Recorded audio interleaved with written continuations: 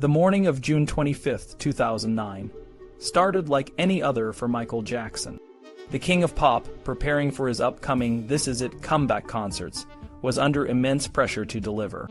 However, what began as a routine day would end in tragedy, forever changing the lives of those involved and leaving the world in shock. It was around 11 a.m. when Dr. Conrad Murray, Jackson's personal physician, returned to the bedroom after a brief toilet break. He found Michael Jackson lying motionless on the bed, not breathing. Panic set in as Murray, a trained anesthesiologist, immediately began performing CPR. But as the minutes ticked by, it became clear that something was terribly wrong. Jackson remained unresponsive, and Murray, despite his medical background, was unable to revive him. Murray, realizing the gravity of the situation, made a series of frantic phone calls. First, he called Michael Amir Williams, Jackson's personal assistant, at 11:18 a.m. Williams, who was outside the house, was alarmed and immediately contacted other staff members. He called Fahim Mohammed, Jackson's bodyguard, who was on his way to the bank. Fahim, upon receiving the call, turned around and headed back to the house. Amir Williams, still unsure of the full extent of the emergency, tried to reach Alberto Alvarez, a member of Jackson's security detail. After several unsuccessful attempts, he finally got through to Alvarez at 12:17 p.m. Alvarez, who was sitting in the security trailer, rushed to the front door, only to find it locked. He pounded on the door, and the nanny, Rosalind Mohammed, quickly opened it. Inside, Alvarez saw a chaotic scene. Jackson's chef, Kai Chase, and Paris, one of Jackson's children, were in the foyer. Looking up the stairs, Alvarez saw Dr. Murray standing at the top, calling out for him. Alvarez, heart-pounding, ran up the stairs, skipping steps. He had never been upstairs in Jackson's house before. As he entered the bedroom, he was met with a sight that would haunt him for the rest of his life. Michael Jackson was lying flat on the bed, his mouth open, his eyes half closed, and his hands by his sides. His penis was exposed, covered by a plastic bag, and a Roman IV stand with a drip was nearby.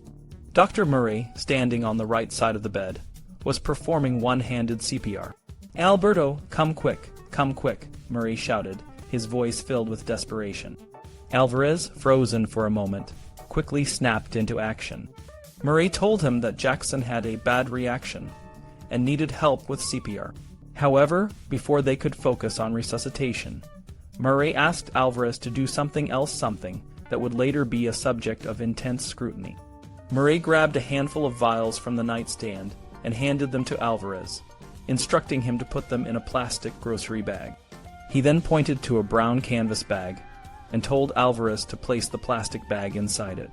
Next, Murray directed Alvarez to remove the saline bag from the Roman IV stand and put it in a blue bag. The saline bag contained a milk-like substance, likely Propofol, a powerful anesthetic. Alvarez followed Murray's instructions, placing everything in the closet. It was now 12:21 p.m., and the call to 911 was finally made. Alvarez, still in a state of shock, dialed the emergency number while Murray continued CPR. The 911 operator, calm and professional, guided Alvarez through the emergency, asking for details about the situation. Alvarez explained that a 50-year-old man was not breathing and was unresponsive. The operator instructed them to move Jackson to the floor for more effective CPR. Alvarez, with Murray's help, moved Jackson from the bed to the floor, removing a needle that was still in his leg.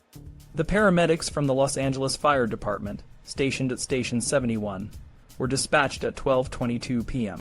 The crew, consisting of paramedics Martin Blount and Richard Seneff, along with other firefighters, arrived at Jackson's mansion in just 4 minutes.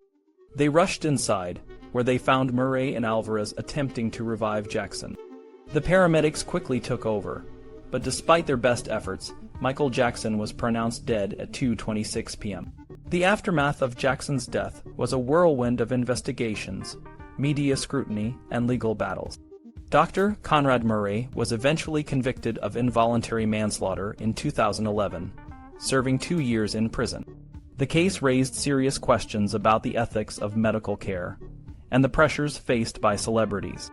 Michael Jackson's legacy, while marred by controversy, remains a significant part of pop culture history.